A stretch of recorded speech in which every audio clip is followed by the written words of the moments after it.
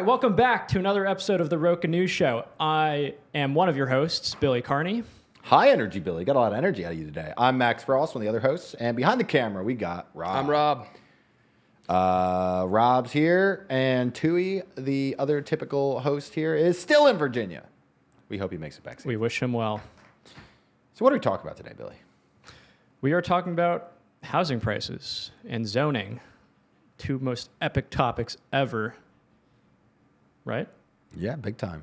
Big time. Big time. As a couple people here have been absolutely shafted by housing prices in the most expensive city on earth, we're not too happy about this. Which we choose to live in ourselves. Which we do choose to live in. So, all right. We're going to kick it off here with this little, just brief little clip from a YouTube video about zoning. And then we're going to break down this and the relevance of this. And the reason this is relevant is because this is really why Zohran got elected by a lot of people's analysis. So let us see. Rob, smash that play button. How many after the bike belt? Cool. Zoning can be incredibly influential, but also kind of invisible. For many people, their first and only experience with zoning is through playing games like SimCity and City Skylines. For others, zoning is confused with planning. All planning is zoning. But that's not true. What then is zoning exactly? It fundamentally separates parts of a city into zones. It's right there in the name. Close enough. Each of these zones has a unique set of rules about what uses can be located there and how dense it can be. Local governments like zoning because it creates a lot of clarity for everyone who owns land, and it saves a lot of work for local government employees. Without zoning, every new fence or business application would have to be decided on a case-by-case basis. Zoning allows some decisions to be handled ministerially, meaning that if an applicant follows the zoning code and they want to build a fence, it will be approved quickly by city staff without getting a governing body like a planning commission or city council involved. Let's take a look at a zoning code for a second. Most zoning codes have three parts: the map, the use table, and the development standards. The map shows every single parcel in the city and color codes them by zone. City Skylines and SimCity get the colors all wrong. In the real world, residential is yellow, commercial is red, mixed use is purple, industrial zones are gray, institutional uses like schools and city halls are blue, and open space and parks are appropriately green. A property owner should be able to look at a zoning map and know exactly what zone that we can start there. Now, the reason this is relevant, because just thinking about this, New York City, you can look at the green screen in the video right here behind us. I mean, look at all those skyscrapers. And I think there's a tendency for people to think that these things were just like there, like they're like acts of nature, like no. I mean, the fact is they built these buildings because so many people are moving here. And the question that we looked into is, well, why did this stop? What changed? And, now we have a huge housing shortage in the city, and this is why housing prices are so high. And, well, at least one of the reasons why housing prices are so high. But the question is, why did it stop? Because a lot of people, it's obvious to say, well, New York City is so expensive because the real estate's so in demand, right? It's the center of law, it's the center of finance, it's the center of media, it's the center of fashion, it's the center of, largely tech now, all these different things. So it's obvious to say, well, that's why it's so expensive. But no, if it were a functioning market, then you would have the housing supply increases with demand. When there's more demand, there's more supply, and so on. That's not what's happened here. And that's what's evident in the fact that the skyline of Manhattan, it's not like it's changing constantly, despite the fact that people are constantly moving here, which gets to something else. Rob, do you have that? Did I send you the picture, the chart of the jobs versus, where is it? Jobs, that's it. That is it. All right. This is employment versus housing. So just standardized. Rob, do you want to just drag that out a little bit so it's, if you go to in OBS, if you hit that, but you got to, in window capture, hit the lock all the way to the right, and now you can drag it. Oh, look at that. Okay. So employment versus housing. So you can just see, it's stripping, the rate of job creation is vastly outstripping the rate of housing creation is what this map is showing. And in the article we wrote, we get into this a bit. But the reason this is relevant is because what happens when this is the case? Well, the people who can afford to live in the city, get charged more, and that's that. And you end up with people commuting hours. This is not just a New York City thing. This is a London thing. You hear places like London, San Francisco, there's people who commute 2 to 3 hours for work, right? This is a massive issue. And this is what Zohran tapped into. And the result of this is astronomical housing prices. And then also, you self-select for having the wealthiest people can afford to live here. So then everyone else knows that. So you have the wealth. So then They charge you more. Restaurants could charge you more, right? Because they know it's the wealthiest people living here. Grocery stores could charge you more because it's the wealthiest people living here. Insurance, all this stuff, they all know. Everything gets more expensive. So we can dig into this quickly here. Billy, you have any thoughts or concerns before you start going in? No, I think you laid it out well. Looking forward to hearing about how this came to be, because I was looking at the article you wrote earlier. It's really interesting. So yeah, great response from the Roca community on this article.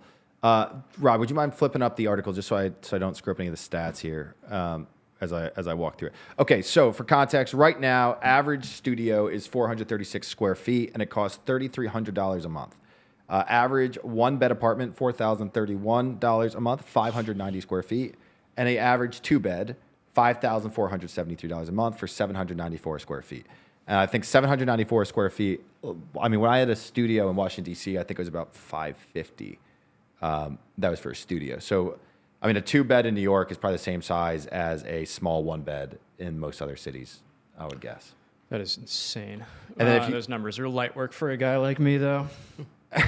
Give me my 3-bedroom. Your studio, your square feet on that? Studio is like 8 square feet. Billy may have set one of the New York records for. It was a bed, a TV mounted on the wall, and a door. Hey, what more do you need, right? No kitchen? Oh, well, there was a stove. I don't know if I'd call it a kitchen. It was like in the wall.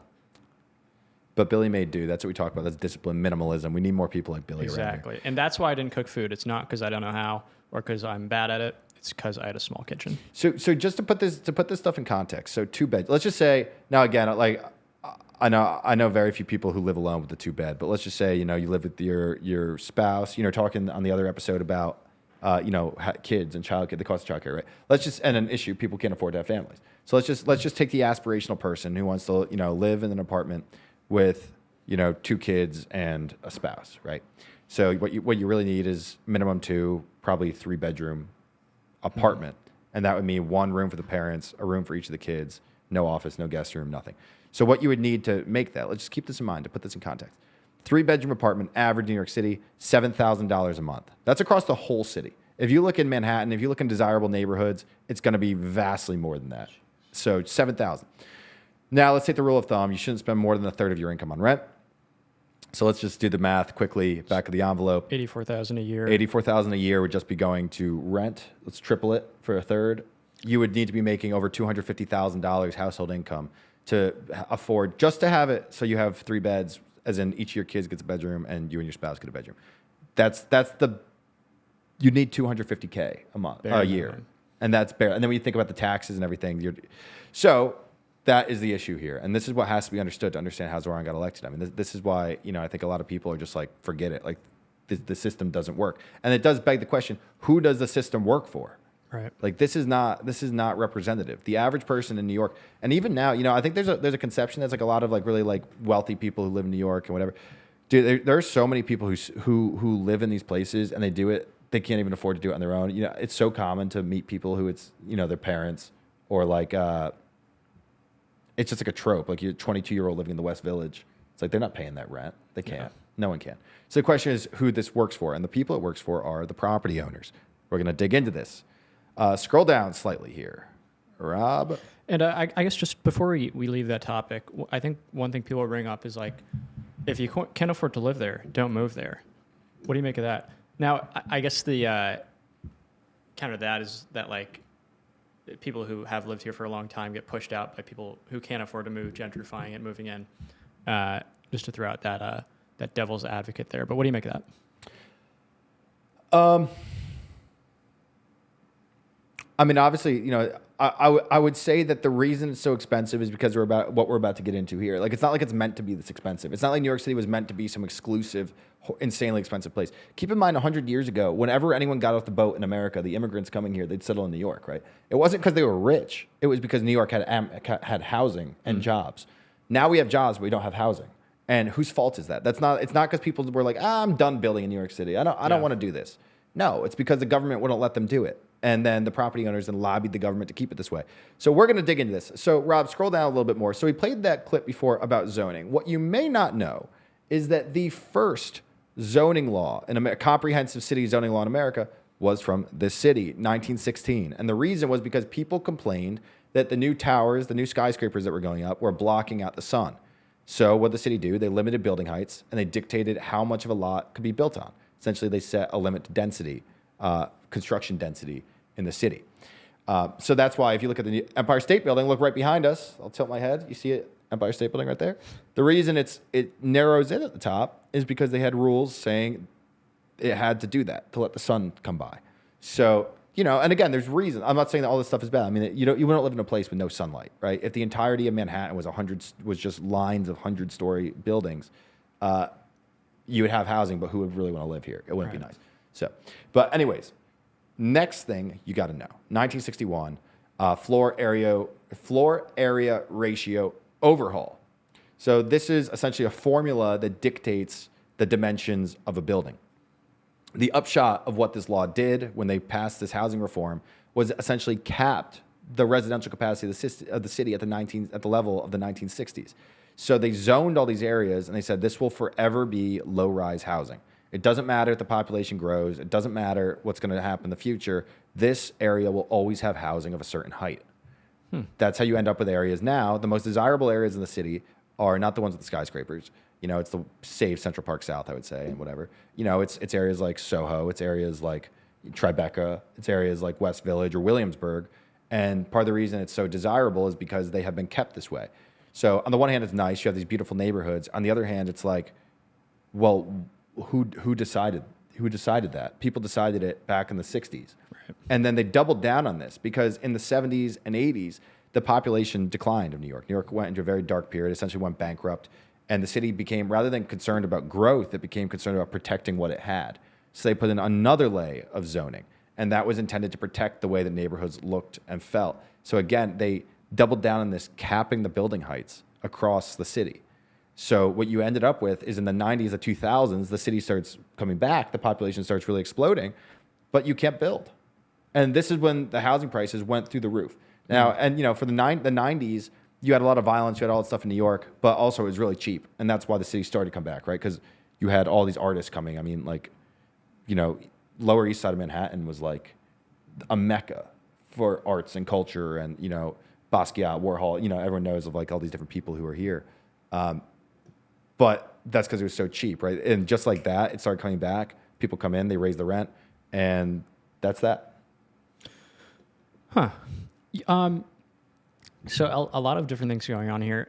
The in that first one to rehash real quick, was part of that with the taller buildings. If you have a higher floor, does that like the ceilings being higher? Does that help? I remember seeing that somewhere like. Well, they have rules on the density, the number of people who can live in certain areas. So if you have a big building, I mean, there could be something about the sun. But there's like a favorability, favorability with the sunlight as it, and like, if the, and I don't know if there's only place for like glass buildings, but there's some kind of favorability you get if you have higher floors, higher ceilings in your building. Could be about the sunlight. Could also be that if you have higher floors in your building, well, then you have fewer people living in the building, so it's less population dense. But just one more thing to get into before we kind of really discuss this, just to get some more facts out of the way. One thing that's interesting is Eric Adams, for all the people fault him for, actually was starting to change. He actually took some steps to change this. And in fact, earlier this year, I think last December, the city passed this City of Yes initiative, which was the biggest zoning overhaul for the city in years. And it was super watered down by, property owners and stuff who now just one other, just an aside. Property owners are the biggest backers of zoning. Because if you dezone, if you deregulate, zoning is just regulation. If you deregulate this stuff, then what happens? The price goes down. You can build more, so your unit becomes less valuable. So property owners don't want this, and I get it. It's like why would they? I mean, if I owned it, I love my neighborhood and I've got a nice house, and why would I want then to build a bunch of shit there? Okay, that's good, but that's good for you, but it's not good for everybody else. But in any event, it was a very watered down thing, City of Yes, but they were able to pass this. Essentially, it laid out a bunch of stuff that was going to improve housing and build a bunch of stuff in a very private sector focused way. This is where Mamdani differs. We can get into this later. But City of Yes essentially is going to make it so you could take in commercial corridors, really busy areas and stuff, you'd be able to just throw on some extra floors in certain buildings. They simplify the zoning process for anything near public transit stations, so they're going to make it way easier to build apartment towers near subway stations. They were going to make it easier to convert old corporate offices into residential, all positive stuff. Yeah. And they also were reducing. So like right now, if you're going to build a new residential unit, pre-City of Yes, there were a lot of regulations, including about parking spaces. Obviously in Manhattan, you can't, it costs so much money to build an underground parking lot. That like, as in they required a certain amount of parking spots per building? Yes, per resident. And it's too expensive. I mean, no one can afford to build underground in New York, so stuff didn't get built. So they relaxed all this stuff. It was, an initiative. It wasn't going to go all the way and whatever. No, I mean, they projected that this was going to build 80,000 new units in 15 years. That would be the result of this. The shortage of housing for New York City is estimated around 500,000 units. So it's not going to solve it, but perhaps could fix it. Okay, enough of me. Billy, Rob, let's talk. What do you guys think? So, first off, I feel like, generally speaking, I as a non-property owner, the zoning stuff seems very favorable to us, to people who are trying to get new spots or have more spots available so prices go down. Suppose zoning is totally relaxed. Is the idea of what would happen and the red tape was removed, that people would knock down kind of like either, I guess, these brownstones or like the, smaller apartment units that maybe go up only a few floors and replace them with skyscrapers? Is that the idea here? I think that certainly in some places. And that's the trade-off, right? I mean, you would take down, think about like, I don't know about like the brownstones are really beautiful. I think there's a lot of value that people wouldn't necessarily want to get rid of those or whatever. But certain, think about like Chelsea. Like if you remember, kind of like over like where I lived a few years ago. I don't know if you could picture, but you have I like, remember it. It's kind of like ugly. Had to look at Google every day. Yeah, exactly. I think a lot of that stuff, maybe would go. I mean, they've already, like in Chelsea, they have built some of these buildings, but they're still capped. So even if they build even if they tear down a building, and right now they put up like a floor or like 6-floor glass apartment building, why not make it 20? Right. And I think that's part of the idea here. But yeah, I mean, that's the argument against it. In fact, when I was talking to someone about this yesterday, they were like, well, I wouldn't want to live here if they didn't have those things. I was like, yeah, okay, but you can't afford to live here with them. So from the perspective of somebody growing up in Jersey, with, in certain places you can see the skyline of the city. Rob, this was like a big thing in my town. I don't know if it was in yours. I remember they were talking about this like a lot earlier in the century. And the idea, like everybody that I knew was like, oh, we can't mess up the New York City skyline. It's so iconic. And like the idea in Jersey was like, leave New York the way it is. We do not want these, we want to preserve the skyline. Was it the same way by you? Wasn't a whole lot of discourse on it, just kind of. Maybe that was just me and my weird friends. Yeah. Billy was in the urban planning committee of his elementary school. Yeah, I don't know. I mean that people love things, but also it's like, I don't know. The city. Here's a trivia question for you guys. There's one city that has no zoning in America, major metropolitan area. In America? Mm-hmm. I mean, there might be more that have it, but there's one city that's like notorious for this. Miami? Chicago? Houston. I was going to say Austin, but Houston is unzoned. My least favorite city in Texas. Is it? Yes. I haven't heard many good things. It's your favorite city, Rob? My least favorite city in Texas. Dallas and Austin, both much better. I haven't been to Austin, but Dallas is cool. I've been to Austin, never been to Dallas. I've heard Houston, the issue is that like it was such a big oil city, and now that that's kind of lesser than what it was, it's just depressing. Oh, really? My issue with Houston is it's huge. So like if you're going out in Houston, like nightlife, like you're trying to meet up with people, like, oh, I'm in Houston. It's like, oh, you're 23 miles away from me. Like it's super spread out. Yeah. So maybe they need more zoning. So you can only build in this small area so everybody hangs out. Yeah. Well, so one thing that's Houston, the city center, like the core of the city, hasn't expanded. The population of the city center, the outskirts of Houston have like 10x in population. The core has not changed because they just build out. They don't build up. They just build out. And that's Texas. In New York City, you couldn't do that because you're boxed in by the rivers and like Long Island and Jersey and Connecticut, which are also, New Jersey is the most population dense state in the country. Like sort of 1 billion people around here. Frost, have you ever been to Tokyo? Yes, I have.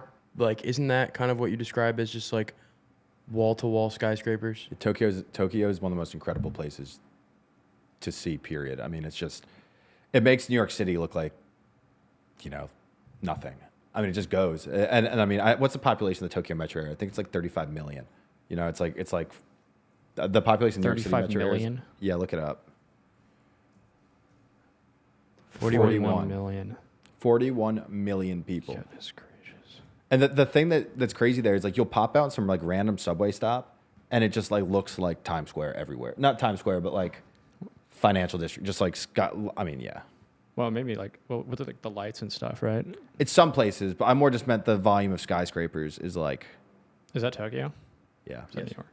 Kind of looks like New York, to be honest. I mean, is it though? Like, is it an issue where like you can walk around and not be hit by the sun for like half the day? I spent I think 5 days there, just visiting, and I mean I love Tokyo. It's just gorgeous. It's beautiful, and like the way they designed it and everything. You know, it's like done in a very tasteful way. Beautiful parks, very like everything is just great. I mean, it's done with like an eye for like urban planning and stuff that I think we do not do in America. It's probably pretty clean too, I would guess. Oh, it's spotless, super safe. HQ2? You know? Maybe. HQ1? Yeah. Again, I mean, I don't think I have one friend in the city. A lot of what I know about this stuff comes from one friend who lives here. He's really smart. He's really into this. He's really into like urban planning. So he'll send me stuff and he'll talk to me about it. And he's like very much zero zoning. We want no zoning, just build it all up. Skyscrapers everywhere. And he's like, the point that like he would make or like other people make is everyone's like, oh well, then they'll tear down all the areas.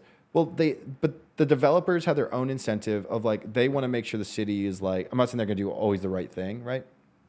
But like if the city becomes a place where people don't want to live, well then no one's going to rent out their apartments or buy their apartments. So then there's like a disincentive there. Well, so what we should get into here that I think is actually really interesting too.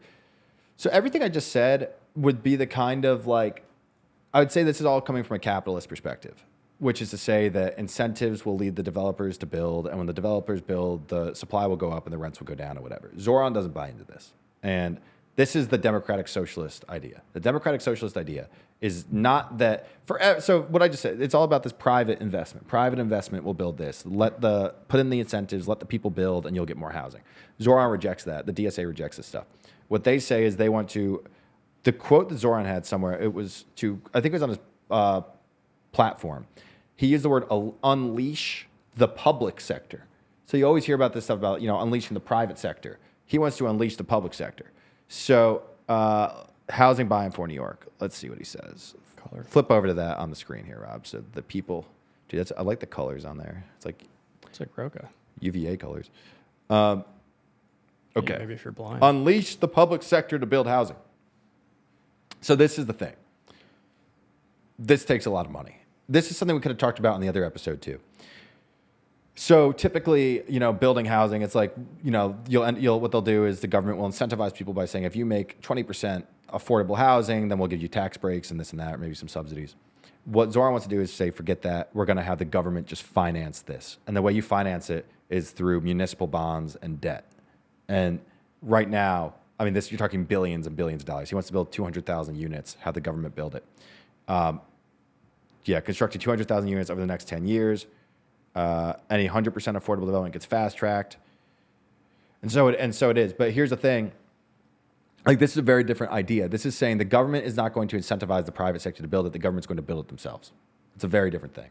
And this is the kind of the DSA approach here, which I don't know. What do you guys think? I mean, I guess I studied economics, and I always look at it from kind of, I guess, that angle, although I'm definitely not like I do not worship at the altar of the supply and demand curves, but I do think for housing, it's a pretty clear-cut instance. But I'm curious what you guys think about this. I'm largely skeptical of anything done by the public sector because I've spent time trying to get a driver's license from the DMV, and it's a disaster every time. And frankly, that's my biggest, interaction, I think, with the public sector. I don't know, Rob, what do you think? Yeah, I kind of am of two minds of it. I do tend to agree that when you bring the government into things, it just complicates it. It kind of adds more barriers than less. At the same time, though, I don't really think we've had a purely free market for a very long time. So if we have a hybrid anyway, if you can figure out a way to get the government to get involved efficiently, I would support it. I'm just like you guys skeptical that that's possible. And one thing, like Zohran has said, is this gets into undoing racism and building equitable housing, and it's all going to be union-led work and all the kind of left-wing buzz words, which all of which could, I think, be said as like a politicization of the building process. Some of which, maybe justified, some of which maybe not. I don't know. But the fact is, each of these things, if you think about just like, if the easiest, fastest way to build it is to just be like, just build. And then you layer on top of that, build in a racially equitable way, build in a way that reverses redlining, build in a way that uses union labor, and then you stack all these things on. And it's why New York City, all that stuff is why New York City is the most expensive place in the world to build as it is. How is that going to work? Because I think white people can get behind more affordable housing as well. Is the idea that he's going to go, like, is this going to be built in the, more diverse neighborhoods? Like, no, Zohran talks about this stuff very much as a, so when he talks about the working class in New York, he's talking about the non-white working class. He says this, he talks about, the black and brown people delivering your food, the black and brown people working at the hospitals, the black and brown people taking care of people, whatever. It's very much racialized.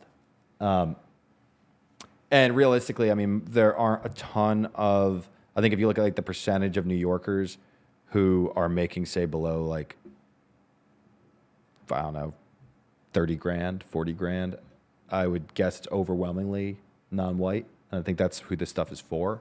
But again, that's what I'm getting at. When you talk about like the middle class versus the working class element of this, these are very much policies for the working class. And these are not necessarily, so it's saying for a family that earns okay, so they want to provide free housing for families that earn less than $72,000 for a family of 4.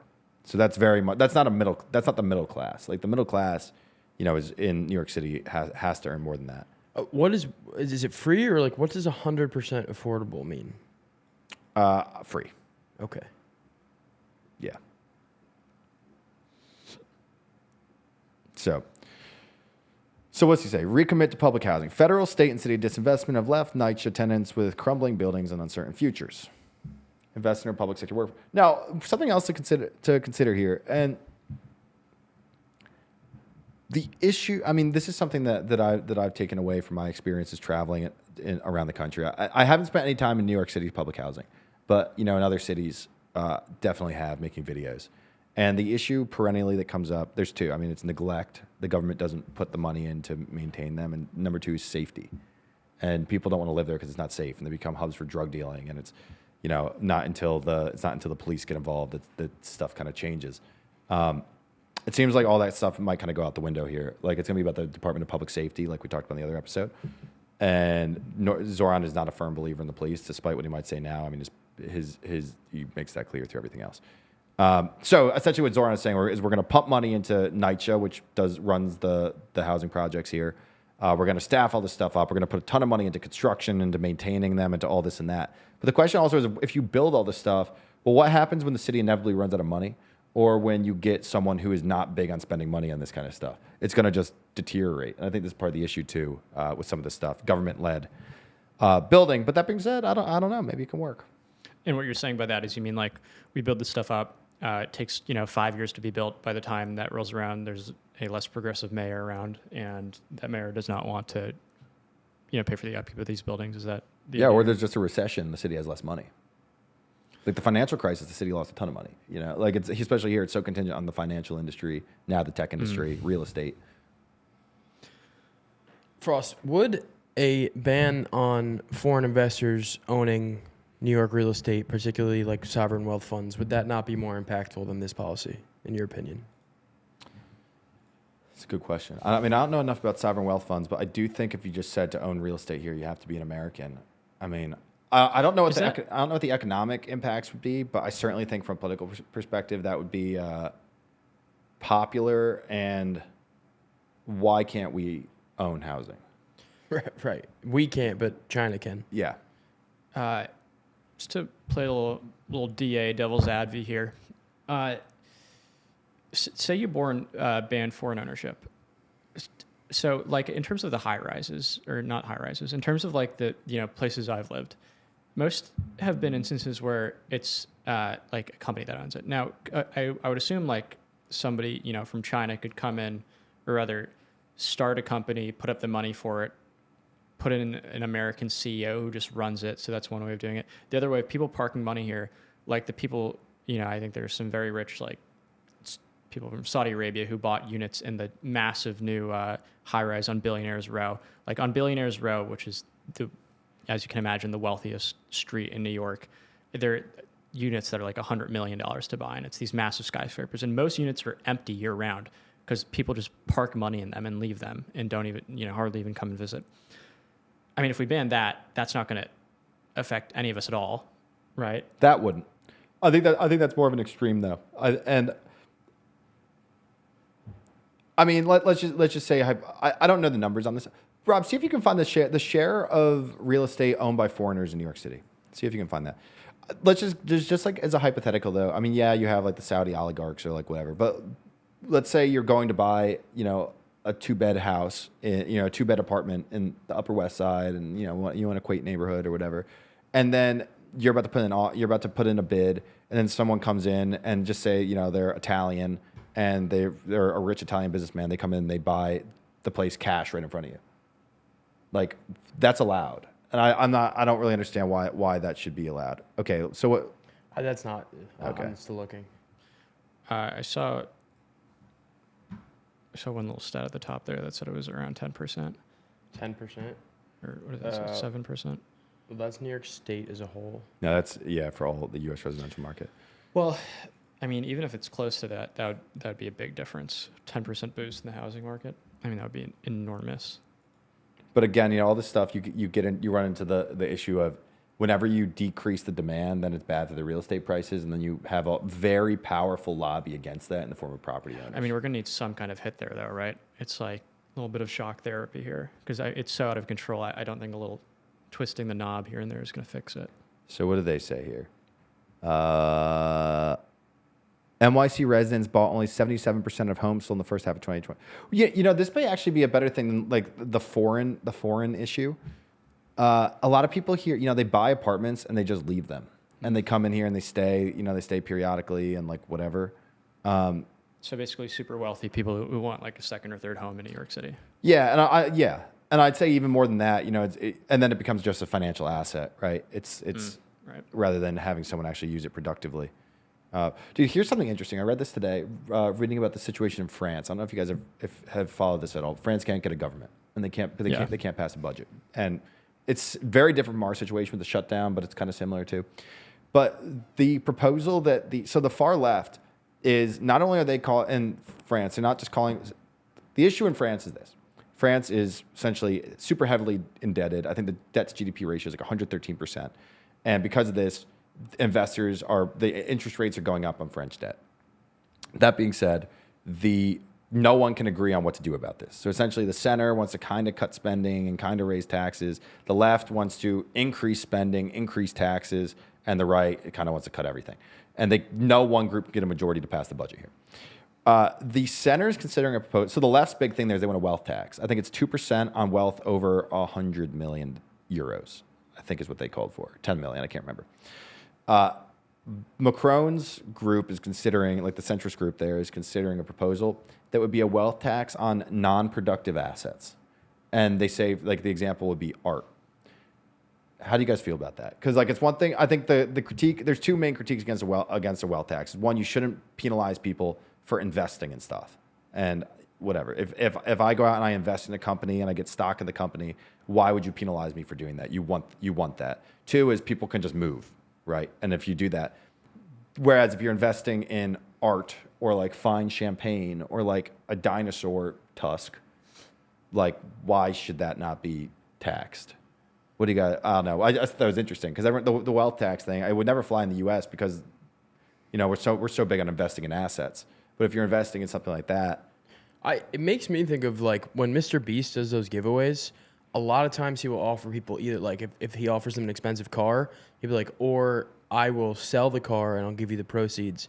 Because if you're a poor person and you get a car, you are taxed on that as an asset now. You got an $80,000 gift. So like you might be driving in an $80,000 car, but you're going to get slapped with a $20,000 tax on it. So like if you find a Matisse in your crawl space and you're like, oh, I'm a millionaire, and then suddenly you're losing 40% of the value of it just because it exists. I feel like that's kind of bullshit. You think, Billy? That's I a think good it'd be point. 2% though. I think it'd be 2%. Oh, okay. Well, I still fuck that. don't know if I'm reporting that one. Yeah, I don't know. Something about the idea of just dipping into someone's bank account and taking the money doesn't sit well with me. And like, I agree with you that, you know, in terms of investing normally, that's, I would say, not well advised because liquidity is so important. It's what makes, you know, our financial system so incredible, is that anybody can buy in at any time and put money into it, which then, you know, goes into IPOs, which, you know, goes into VC, and that money, you know, proliferates into the small businesses. If you disincentivize that, people are going to find another way to invest, or they're going to find somewhere else to put their money. Personally, I'm much more averse to that than I am to like Zohran raising, you know, income or corporate taxes a few percent. Fair enough. But yeah, I don't know. Just interesting. I mean, I think, and these conversations, like what we're seeing in New York now and elsewhere, it's just going to become ever more important, especially like the debt crisis in these countries is real. Like in France, they literally cannot form a government because no one can agree on what to do about the debt. And then what happens when that happens? People declare, you know, investors want higher interest rates. Higher interest rates means the debt goes up. And then it's a vicious cycle, right? You keep going through this. UK, it's the same thing. The UK, you had the chancellor, like their minister of finance, back in September, broke down in tears. You know about this? No. And they had this whole thing where England, like the UK, like here, like France, too much spending, and they need to cut the spending. Everyone knows this. They're not on a sustainable debt trajectory. So they had this whole plan. They're going to cut the benefits. A very kind of controversial thing, but whatever. And then when push came to shove, they pulled the rug out from under her, and she had to talk in Parliament, and she broke down in tears because they completely smashed the whole plan. And now the UK is no better off. I mean, the UK is screwed still. So let's see. Mr. Speaker, he talks about jobs. Unemployment has risen every month since Labour took office. Has he spoken to Nissan, by the way, and looked at what's happening there? This man has forgotten that his welfare bill was there to plug a black hole created by the Chancellor. Instead, they're creating new ones. They're creating new ones. She looks... Mr. Speaker, she's pointing at me. She looks absolutely miserable. Labour MPs, yeah, she looks absolutely miserable. Labour MPs, they can point as much as they like. The fact is, Labour MPs are going on the record saying that the Chancellor is toast, and the reality is that she is a human shield for his incompetence. In January, he said that she would be in post till the next election. Will she really? Prime Minister. She certainly won't. Mr. Speaker, I have to say I'm always cheered up when she asks me questions or responds to a statement, because she always makes a complete mess of it and shows just how unserious and irrelevant they are. But she talks about the black hole. They left a £22 billion black hole in our economy, and we're clearing it up. And I'm really proud, Mr. Speaker, that in the first year of a Labour government we got free school meals, breakfast clubs, childcare, got £15 billion invested in transport in the North and the Midlands. With cutting regulation, planning and infrastructure is pounding forward, building 1.5 million homes, the biggest investment in social and affordable housing, and of course, Mr. Speaker, the 3 trade deals. Remember the ones that they couldn't get, including the US trade deal. On Monday, those tariffs came down. That secured the jobs at JLR. That's who we care about on this side of the House. How awful for the Chancellor that he couldn't confirm that she would stay in place. He talks. I expected more open weeping, if I'm going to be honest. Yeah. I recall it being more emotional. That was a fire video. Yeah, I mean but this is going to be one of the defining issues, right? And this is why, like, the city. I mean, this stuff plays out on the national level. It's going to play on the city level too, and this is why to just saddle the city with debt and to just do all this, and you can raise the taxes to a certain extent. The thing is, you raise it now, okay, but what about in the future? In the future. So we're going to raise the taxes on New York people now, allegedly, if Zohran gets his way. Okay, you can do that now, but at one point, you're going to keep going. And as long as in America, you can work here and you can go live in Florida. You know, you just got to spend 4 days a week. You know, six months in a day in Florida, and you pay 0 income tax. If you're someone who earns $5 million a year, and they're going to tax you here, the state and local tax, what was it, 17%? Was that what we said earlier? 16.8%. So that's like, I mean, you're talking about $800,000 a year that someone's going to be paying in taxes in New York City, and all they have to do is live in Miami for 6 months in a day to not do it. I think a lot of people are going to take the Miami route, but we'll see. I mean, they already are, I think, but we'll see. I know you guys disagree with me. I think other people are more have more faith in the billionaires of the city to stick around, but I have less. Completely unrelated, but I'm going to be in Orlando for the next 6 months, just so you guys know. Make it 2 of us. So, anything else to touch on here? No, on one hand, I want to say this is going to be a really interesting experiment to watch it play out, see how it goes, be hopeful for the best. On the other hand, what realistically is probably going to happen is half it's going to go through. Blame game is going to be done the other half, and whoever gets the short end of the stick is going to blame the other person. So in the interim, I hope things remain safe, maybe get better, and maybe get a little cheaper. And we hope that you subscribe to the show. That too. And that. Because that would be excellent. Zohran has promised that everyone who watches the show will subscribe, so you have to do it. That's what he told Rob, right? Okay, everyone, thank you for watching. We'll be back tomorrow.